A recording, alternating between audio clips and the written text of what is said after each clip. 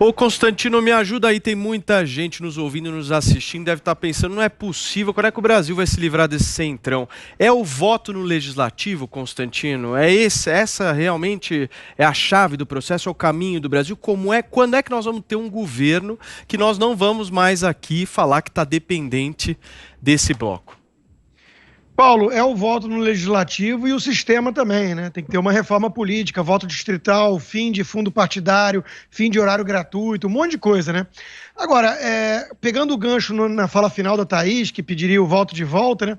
A primeira coisa que chama atenção quando a gente pensa nisso tudo, para quem é realista e não vive numa torre de marfim, é qual a alternativa. Isso é que nem economista aprende a pensar sempre assim, custo de oportunidade.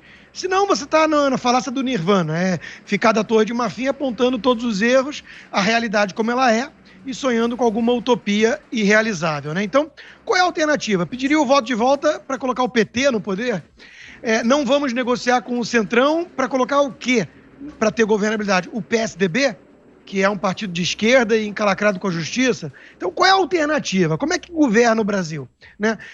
Veja, sobre o cinismo de dizer uma coisa e no dia seguinte dizer, né? Isso não é exclusividade do Centrão. O Ciro Gomes e o PT se bicam e depois se aliam. Para não ficar só no Brasil, né? Aqui nos Estados Unidos, agora, a gente está vendo a Kamala Harris, que foi escolhida como vice do Biden, Joe Biden, rasgando elogios para ele, enquanto que nas primárias o acusou de racista, porque ela usa a carteirada de ser mulher negra, que é a única coisa que restou a ela, não tem mais nada, é uma radical que só fala bobagem sobre todos os outros temas. Então, restou isso, né? E ela chamou o Biden de racista e agora está feliz da vida porque foi escolhida como vice. Então, como é que fica? Né? A política é um troço meio podre, né? Mas é o que temos e não podemos abrir mão, senão é ainda pior. Agora, serve para realismo.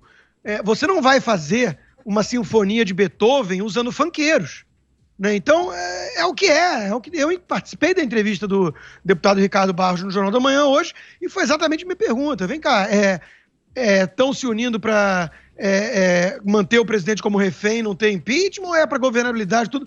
Ele, como todo político, se sai bem na resposta, né? Eu tentei apertar, mas se sai bem. Olha, aprovamos a reforma da Previdência, o presidente é muito popular e é visto como isso, os processos de impeachment todos são baseados em vento, o próprio presidente da Câmara, Rodrigo Maia, já constatou isso numa entrevista recente. Então, assim,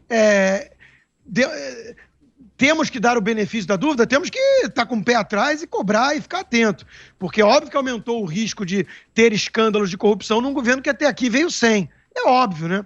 Agora, nada leva a crer que é só para a blindagem do presidente e não tem nada na mesa em termos de reforma.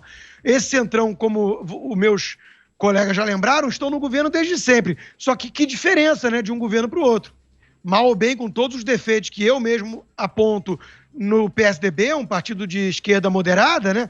Aprovou a lei de responsabilidade fiscal, privatizou, um monte de coisa. O que fez o PT? Destruiu o Brasil, né? Então, e estava lá o MDB junto. Então, como é que foi? O próprio Temer, que foi vice da Dilma, vinha fazendo um governo bem melhor, com quadros técnicos nas estatais, a reforma da Previdência que quase foi aprovada, metade da economia que teve é do presidente Bolsonaro, mas ia ser aprovada, não fosse lá aquele esquema muito suspeito de Rodrigo Janot e uma emissora grande do país, né? Então, veja, é o que tem. Os americanos realistas diriam it is what it is. É o que tem por jantar. Você não pode olhar na mesa e ter buchada de bode e carne de segunda e você reclamar que você quer comer escargot, né? Porque você é muito prudente e sofisticado. Lamento. Não dá. Repito a metáfora que eu fiz antes. Não se produz uma sinfonia de Beethoven com funkeiros. O Congresso Nacional é basicamente um ajuntamento de funkeiros.